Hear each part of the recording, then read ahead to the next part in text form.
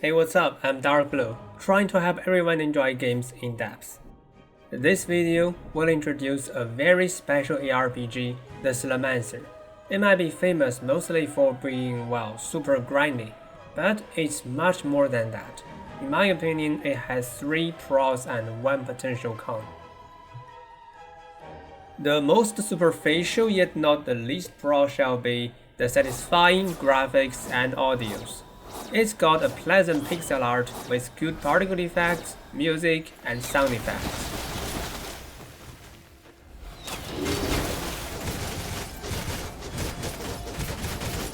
For a small example, the 3 different projectile skills of the Knight class all have their own sound effect. Elderlance is like shra. Woodstake is like pung. And throwing swords is like down. Such good graphics and audios, paired with the fact that this game is balanced towards one tapping the full screen of trash mobs, make grinding and farming in the Slormancer exceptionally satisfying and enjoyable. Now let's get a bit deeper and talk the itemization system of this game. I think it's achieved a good balance between the predictability of crafting and randomness of dropping.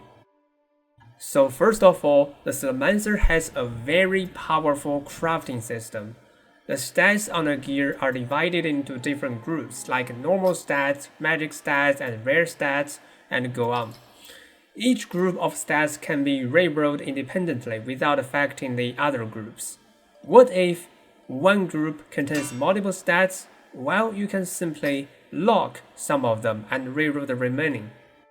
Rerolling does require some resources, but the cost won't become more and more expensive as you reroll more. There's also no such a thing as max reroll limit. So in summary, crafting a gear with certain stats is easily achievable. On the good side, this won't block you behind some potential bad luck, and on the bad side, you will craft a perfect gear with a rather short time, which isn't, well, that good for an ARPG that should be at least somehow grindy. So let's get to the second layer of itemization, pure stats. The so-called pure stats are stats with much higher values than regular stats. More importantly, pure stats can be obtained only through dropping. So if you aim for higher overall stats, you have to grind more. However, this will make the game lean too much towards the randomness of dropping. Imagine how many possible stats can be rolled on a gear. You need to have one specific stat rolled, have it purified, and have it rolled a value higher enough even for a pure stat. That would be a grinding nightmare. Therefore, we have the third layer of design, nether gears. Each nether gear have 3 grafting chances. With each chance, you can graft one stat from another gear onto this nether gear, replacing one original stat. So this allows you to separately prepare a nether base and a material gear with a pure stat you need, and then graft the pure stat onto the nether gear predictably. With all 3 layers of design, now the itemization strikes a balance between crafting and dropping. You still need to grind for both nether gears and pure stats, but the grafting is predictable, and the rerolling of the remaining regular stats is also controllable. I think this is really a genuine design. By the way, grafting has another usage. You can, for example, graft the legendary effect of a chest armor onto an amulet. In this way, you can have 2 legendary chest armor effects activated at the same time, unlocking much more theory crafting potential. Talking about theory crafting, I think it's time for the third pro, build variety. On one hand, a build in the Slormancer consists of both unique legendary effects and regular stats.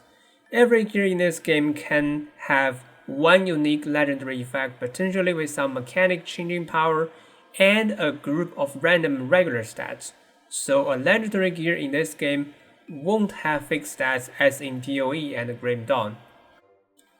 On the other, the Slormancer offers diverse conversion mechanics and terminal mechanics. What are conversion mechanics? Look at this effect. You gain some raw damage equal to percentage of your missing life. In this way, you can first stack max life, and then use life log effect to turn your max life into missing life. Next, missing life can be converted into both raw damage and evasion at the same time. You can even further convert evasion into armor and armor into elemental resistance. In another example, you can stack evasion, converting evasion into max mana into mana log, and mana log into raw damage. There are much more strange conversion chains to be uncovered in this game. While conversion mechanics are fun but can be, a bit less perceivable, terminal mechanics can directly change the appearance of a build. There are mechanics generic to all characters such as overdrive and inner fire. There are also character-specific mechanics such as meteor of night, dagger of hunters, and, I'm not that familiar with Mage yet. With such build variety, if you're into theory crafting and trying out different builds, I believe this is the game for you. My personal plan is 9 builds for each of the 3 characters. Now I'm halfway through the plan. With all 3 pros covered, now we have to talk about the grindiness. The Slormancer is indeed grindy, but I want to be specific. It is grindy only during leveling, not in the late endgame. Unlike Grim Dawn, where you need to start a new character each time you want to play a new build, the Slormancer allows you to experiment with different builds with the same character, and implementing a new build with an existing strong build takes 10 hours in average, which is well accepted for me. So you can only need to go through leveling once. However, this leveling process may take over 50 hours. Why does leveling feel grindy? On one hand, you may feel grindy because you are prone to make mistakes during leveling, since this game doesn't provide very good guidance. You are thrown into early endgame at level 40 in a game where the max level is 100. Then for a very long time, you are given only a few objectives, but don't have any clue of the optimized approach towards the objective. On the other hand, this game is grindy in essence. For example, to test my leveling plan for my guide video, I've leveled up a new C file. During this, I was following the optimized approach, but I still felt extremely bored, particularly at 2 points. The first is between level 65 and 70. During this, my character doesn't power up significantly, but the leveling is just so slow. The second is that I have to fully upgrade the pure stats upgradation before starting to grind for my budget endgame build. To do this, I need to run Slurm Tempo for pure slurms. And Slurm Tempo might be the most boring mode in this game, yet I need to run over 250 levels to fully complete the upgradation. What's more, you may have heard of Nosto's boss fight in the Slormancer. You have to defeat this boss if you want to enter Netherrealm, the late endgame mode. This fight is at level 100, race 8.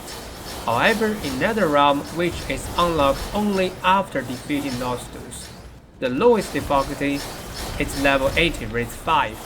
Only the highest difficulty is level 100, race 8, as the same as the Nostos fight. However, once you enter Netherrealm, it will be very easy to acquire a full set of legendary gears and become much stronger.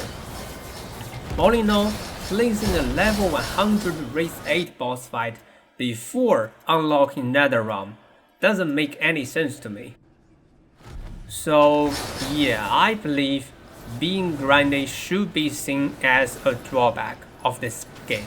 It's not something we can discuss and say that everyone has their own opinion. But I also want to mention that once you have finished the painful leveling process, this game would be very fun. In the end, I hope you can enjoy the Slormancer. In the following days, I will make a full set of the Slormancer guide videos, including both leveling guide and build guide. If you want to play games into depth together with me, don't forget to like and subscribe. Thanks for watching, see you around.